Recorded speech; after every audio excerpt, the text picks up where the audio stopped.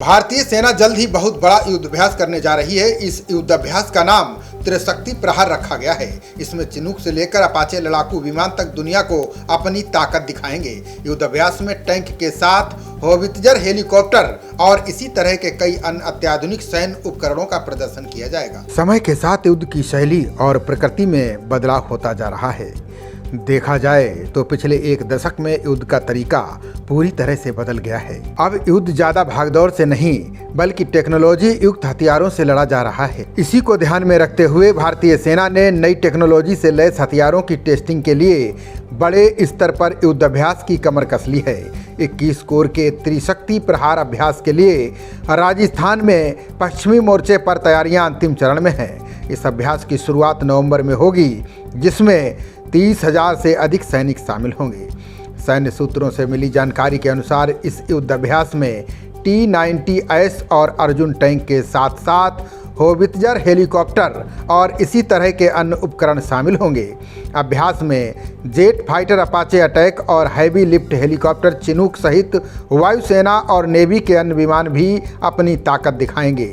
अभ्यास में integrated Ireland और संयुक्त सैन्य ऑपरेशन क्विक मूवमेंट के साथ ISR और इलेक्ट्रॉनिक युद्ध क्षमताओं द्वारा समर्थित लंबी दूरी और सटीक हमलों का भी परीक्षण किया जाएगा। इस वार प्रैक्टिस में सशस्त्र झुंड ड्रोन और कामकाजी ड्रोन भी शामिल किए जाएंगे। सेना की तैयारियों को देखते हुए त्रिशक्ति प्रहार को अब तक का सबसे बड़ा युद्धाभ्यास माना जा रहा है। बता दें कि पूर्वी लद्दाख में पिछले 4 वर्षों से चीन के साथ भारत का सैन्य टकराव चल रहा है, जिसके चलते सेना को बड़ी EP यानी आपातकालीन खरीद करनी पड़ी है, जिसमें मानव रहित हवाई वाहन से लेकर कई विशिष्ट टेक्नोलॉजी शामिल हैं।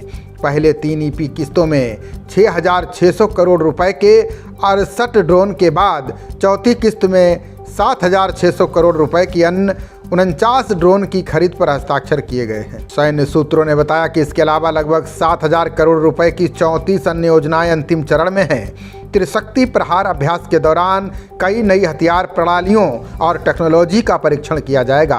बता दें कि 3,488 किलोमीटर लंबी वास्तविक नियंत्रण रेखा पर तनाव की स्थिति है, जिसकी रक्षा की जिम्मेदारी सेना के 14 कोर के कंधों पर है।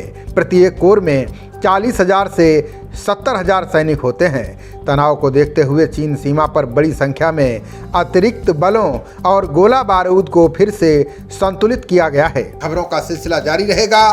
देखते रहिए जनप्रवाद। नमस्कार।